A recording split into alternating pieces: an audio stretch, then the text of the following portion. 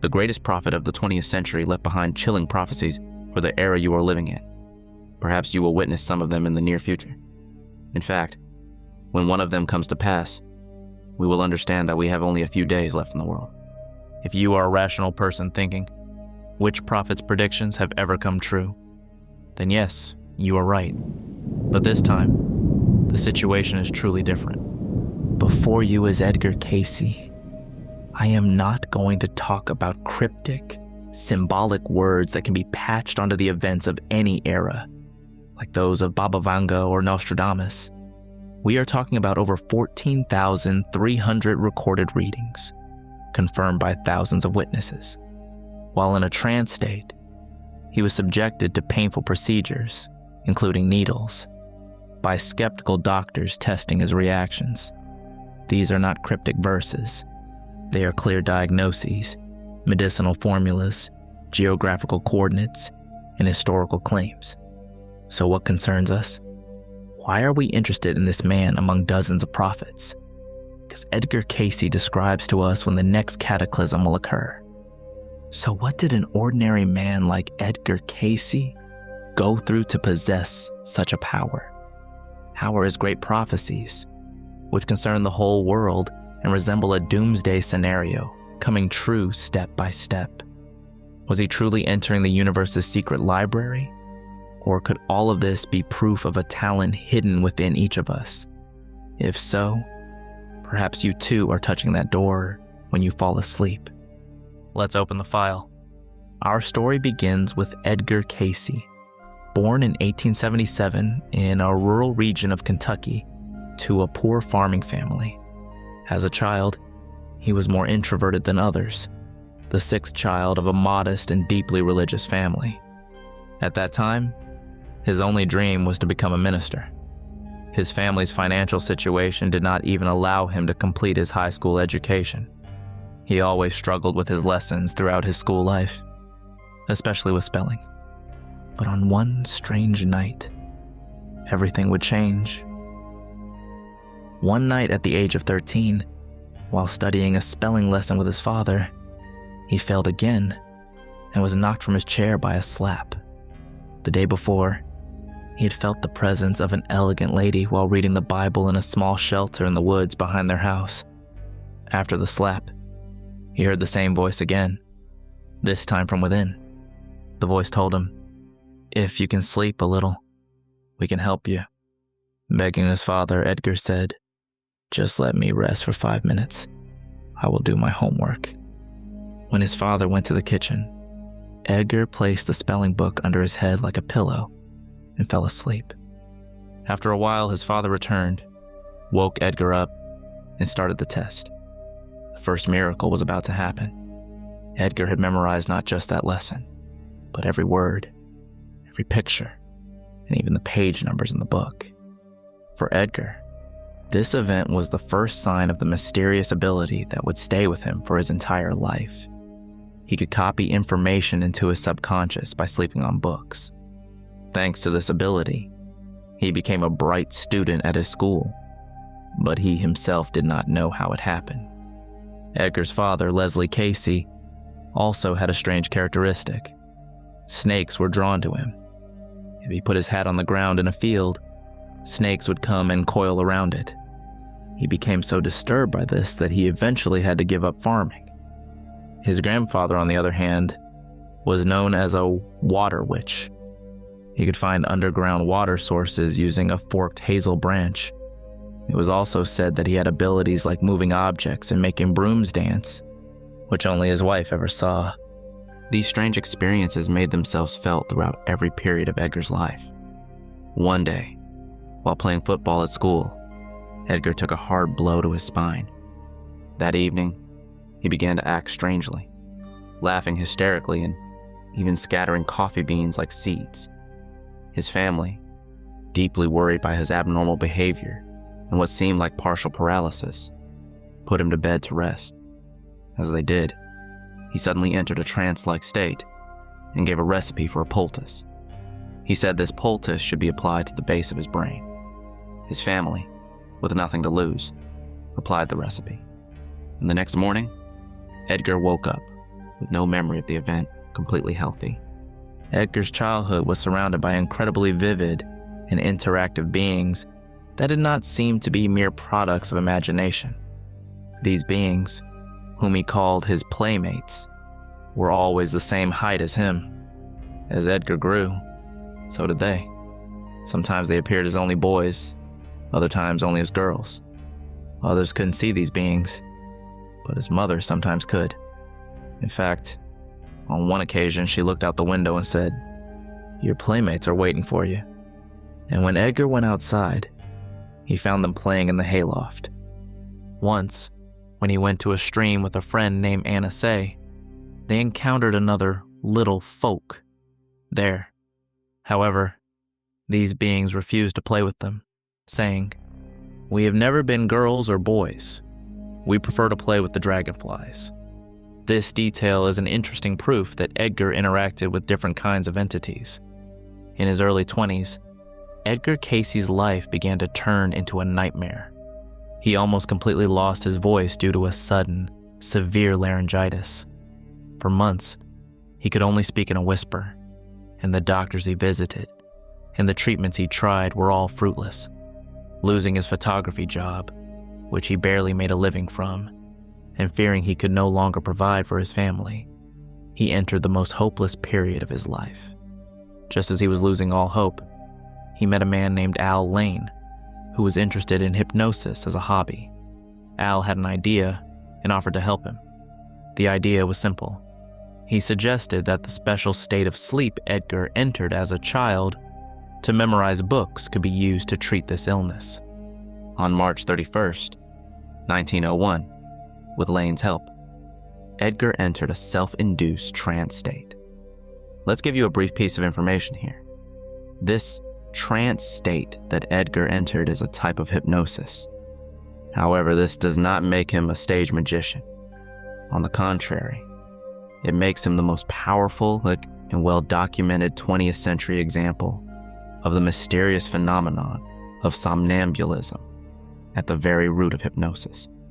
The difference is that for him, hypnosis was not an ordinary state of suggestion, but a paranormal door of information, because the information was not coming just from his own mind, but from an external source. In other words, Edgar was just becoming a channel. Now let's continue from where we left off. At that moment, something happened that shocked everyone in the room. Edgar, who had only been able to whisper for months, began to speak in a normal, strong, and clear voice while in the trance. To Lane's question, "What is wrong with you?" he answered with complex medical terms he could not possibly have known while awake. He said the problem was a partial paralysis of the vocal cords, and that the cause was purely psychological. Then, still in a trance, he gave himself a treatment order. He commanded his body to increase blood circulation to the area of his vocal cords. According to those who witnessed the trance, at that moment, Edgar's throat and upper chest turned bright red. 20 minutes later, when he woke up, another miracle had occurred, because Edgar's voice had completely returned. This event was the birth of the sleeping prophet, because Edgar Cayce had discovered that when he fell asleep, he could access the deepest secrets of the human body and mind. But over time, these incredible abilities he saw in himself began to frighten him. As a devout Christian, he was worried that this power might come from a diabolical source. Therefore, Edgar set a condition for himself. He would never use this ability to make money, and would only use it to help desperate people for whom doctors had given up hope. The news spread by word of mouth. The procedure was always the same.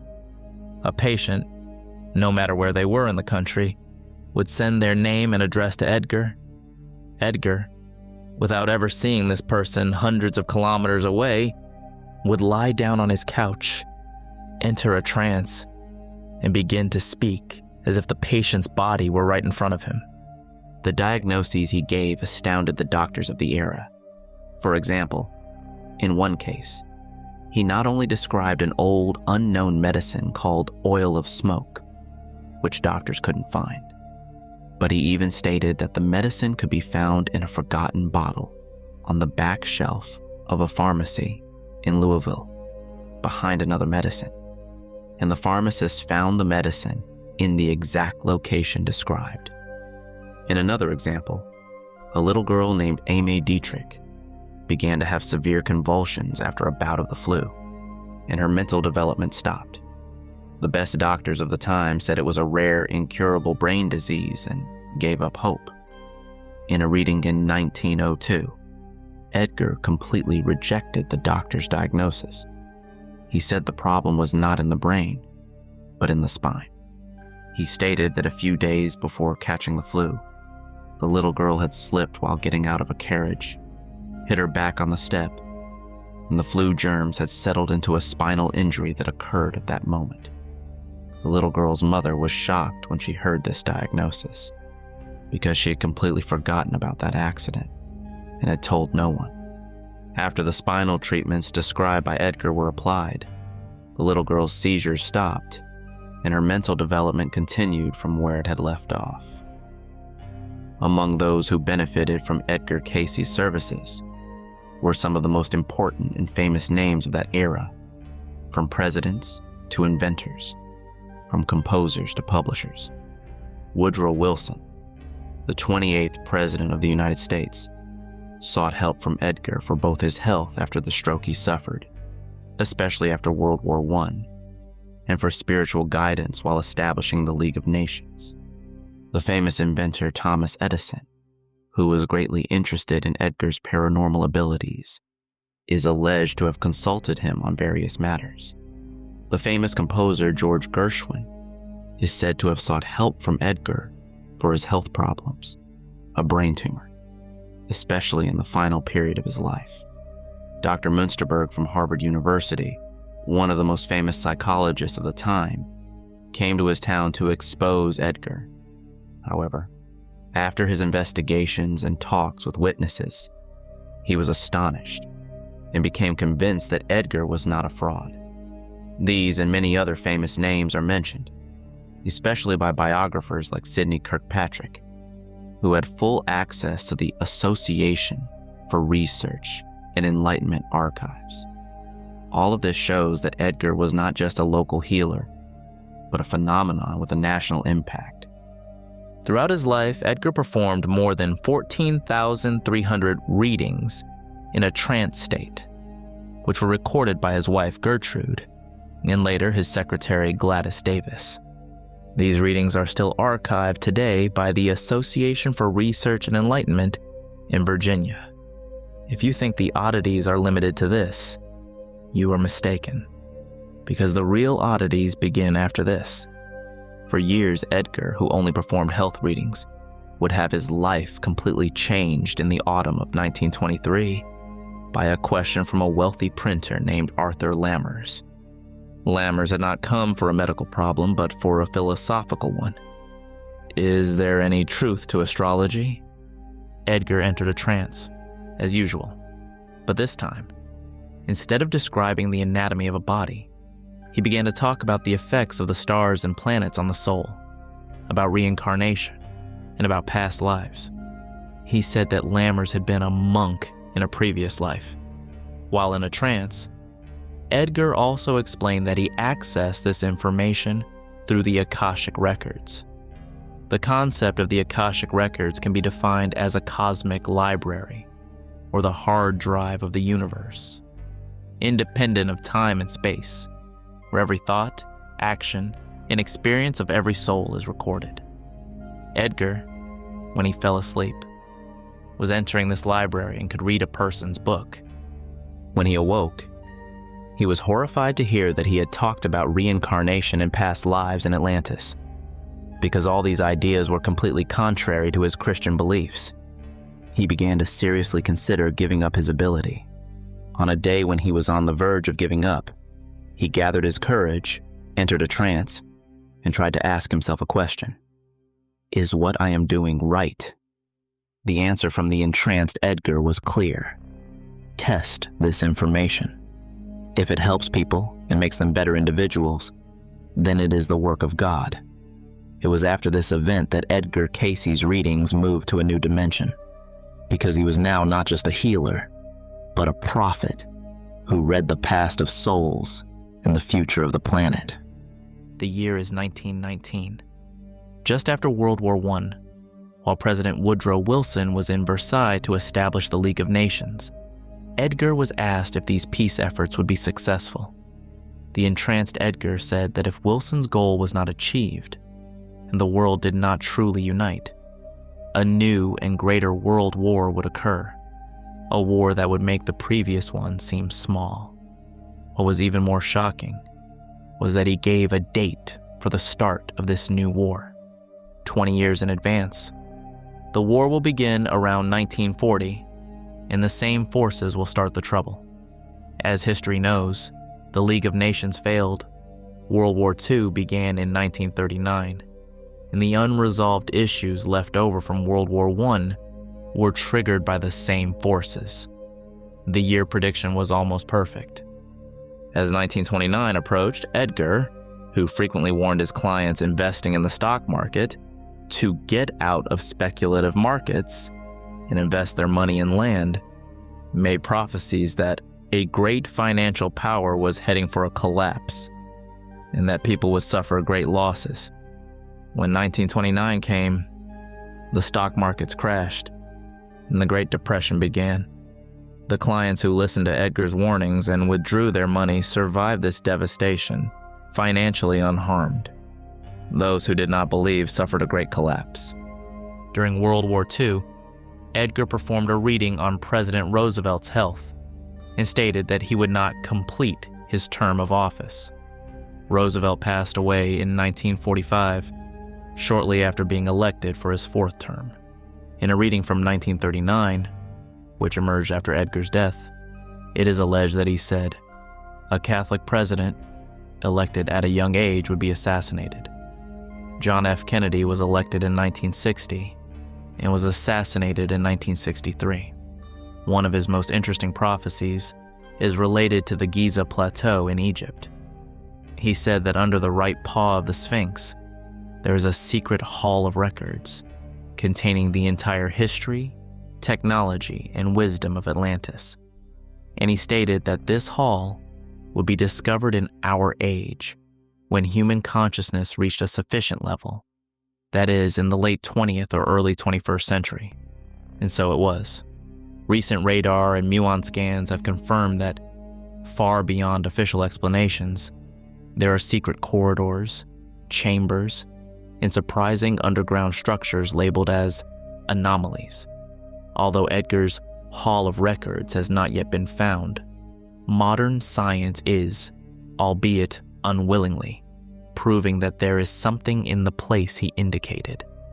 He foresaw the collapse of the Soviet Union and the fall of communism decades in advance. More importantly, he said that after this collapse, a new hope will be born to the world from Russia. He stated that this hope would be a spiritual understanding of freedom, rather than a materialistic ideology. He also claimed that China would become a massive power in the future, and interestingly, would become one of the most important centers of Christianity. I think you've understood that Edgar Cayce was not an empty man. Among the information Edgar claimed to bring from the Akashic Records were chilling prophecies that directly concern our era. These prophecies covered not just social events, but the physical structure of the planet itself. His most well-known prophecy was about the Earth's axis shifting. He said these pole shifts would cause sudden and devastating changes in climates, great earthquakes and tsunamis. In his readings, he stated that this change would be a process and that its signs would be seen in the 21st century. According to his readings, everything would begin with the activation of 2 volcanoes. Edgar specifically pointed to 2 volcanoes, Mount Vesuvius in Italy or Mount Pelée in the Caribbean. Some commentators state that these 2 mountains are Etna and Pelée. According to the prophecy, when greater activities begin in one of these volcanoes, and the other also becomes active in the same time frame, the countdown for humanity will begin. And this is no ordinary countdown. The most chilling detail of the prophecy is that after this volcanic alarm, one of the most populated regions of the world will have only 90 days left for its fate. 90 days until what? The destruction of America's West Coast. According to Edgar's prophecy, at the end of this 3-month period, massive earthquakes and tsunamis that will strike Southern California will leave the region underwater. Mega cities like Los Angeles and San Francisco will be wiped off the map. And this will only be the beginning. This event will trigger a global chain reaction. The sinking of a large part of Japan, the geography of Northern Europe changing in the twinkling of an eye, and the changes at the poles giving birth to new disasters all around the world will all come after this first alarm. So, is this prophecy just a scary story? Or are we listening to the silence of an alarm that could go off at any moment? From 1943 onwards, Edgar's workload increased incredibly, and he began to perform more than 2 readings a day. In August 1944, his health collapsed due to this excessive work pace. He performed a reading for himself, and the instruction was very clear and frightening. Rest until you are well or dead. He retired to rest, and in 1944, suffered a stroke that left him bedridden. Skeptics claim that he spoke from the depths of his subconscious, and even that he secretly researched his patients. However, these theories could never explain how he could describe the location of a tumor in a person's body from hundreds of kilometers away with millimeter accuracy. In this age where we have polluted the world so much, where the evil within people and rulers has been so exposed, where wars, drugs, immorality, and the slaughter of children have been so normalized, Edgar Cayce was a good and honorable man. He always refused to take a fee for the abilities that came from God. He always chose to help people over living in wealth and prosperity. So maybe the real question is not, who was Edgar Cayce, but who are we? And what is our mission in this universe? He passed away on the evening of January 3rd, 1945, at 7:15 p.m. His last words, spoken a few hours before his death after waking from a sleep, were, "How much the world needs God today." Please don't forget to inspire me with your comments and to support me by liking and subscribing. See you in the next mystery.